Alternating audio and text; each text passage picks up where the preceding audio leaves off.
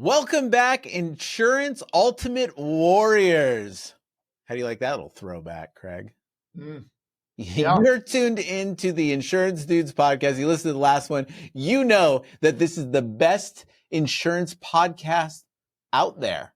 All right? You know that. Yeah. And this is the only place where sales mastery meets psychological wizardry. What do you think of that? Yeah. Insurance dudes are on a mission to escape being handcuffed by our agencies. How? By uncovering the secrets to creating a predictable, consistent, and profitable agency sales machine. I am Craig Pretzinger. I am Jason Feldman. We are agents. We are Insurance Dudes. I'm your host, Jason Feldman, the Deal Whisperer, as they call me. And I'm your co-host, Craig, the Sales Sage Pretzinger. Today we're diving deep into I had to say it with my news anchor voice. Yeah. Today we're diving deep into the fascinating world of sales psychology and exploring the subtle techniques that can help you create unbreakable connections with your prospects. And tell you what, it's going to skyrocket your insurance sales. That's right, Mr. Craig. Huh. But before we get into the nitty gritty, let me ask you a question. Right?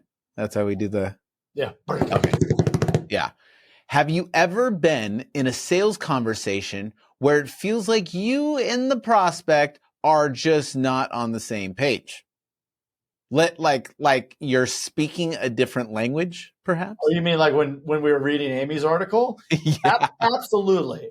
It's like you're trying to sell them on the benefits of the gourmet meal, but they're only interested in the price of a fast food burger. Oh, exactly.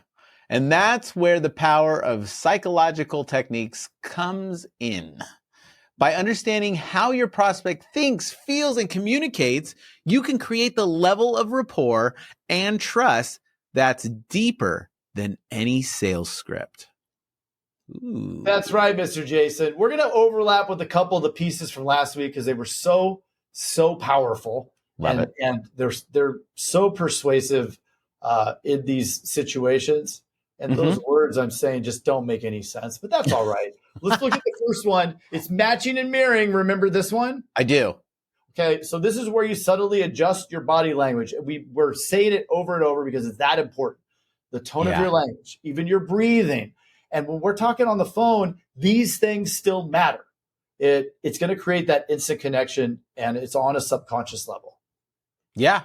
It's like it's like a secret handshake that bypasses the logical mind and taps straight into the emotional brain.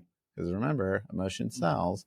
And speaking of language, another game-changing technique is a reframing. That's right. And we brought this up before because it's that important. They're always important, right? But you're going to implement when we practice it. That's what we're doing. So reframing.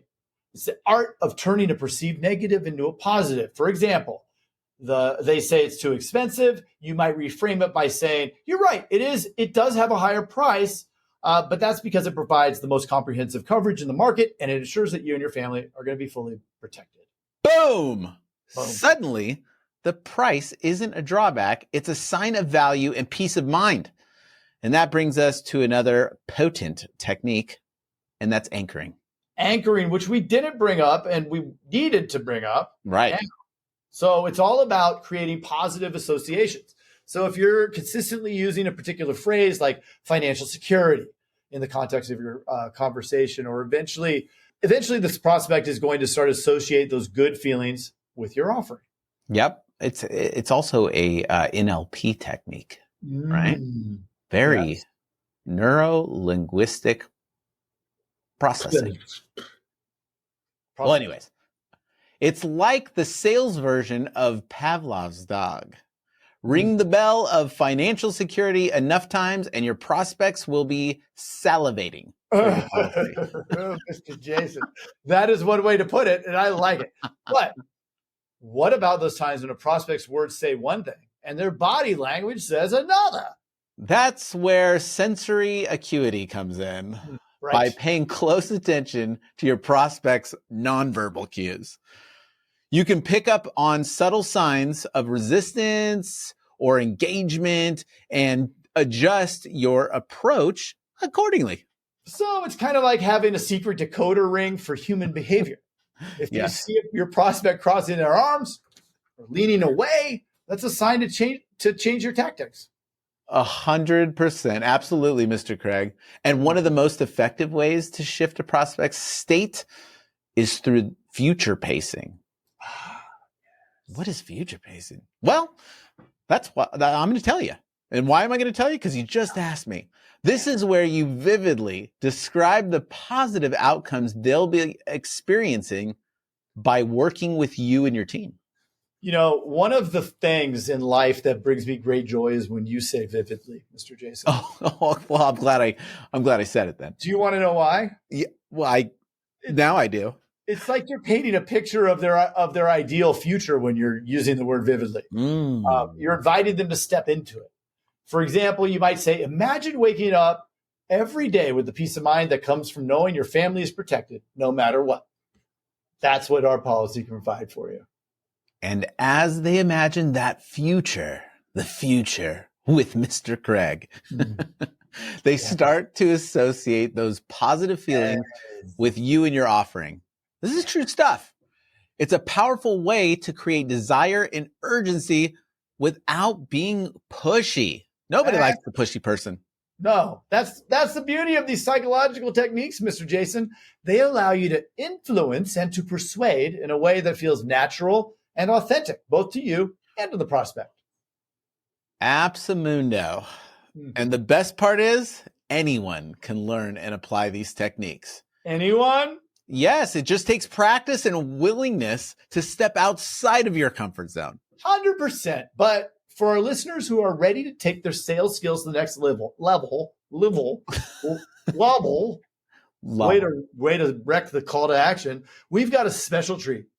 Ooh, that is right, Mr. Craig. For a limited time, we're offering our exclusive Sales Psychology Mastery course at a massive discount.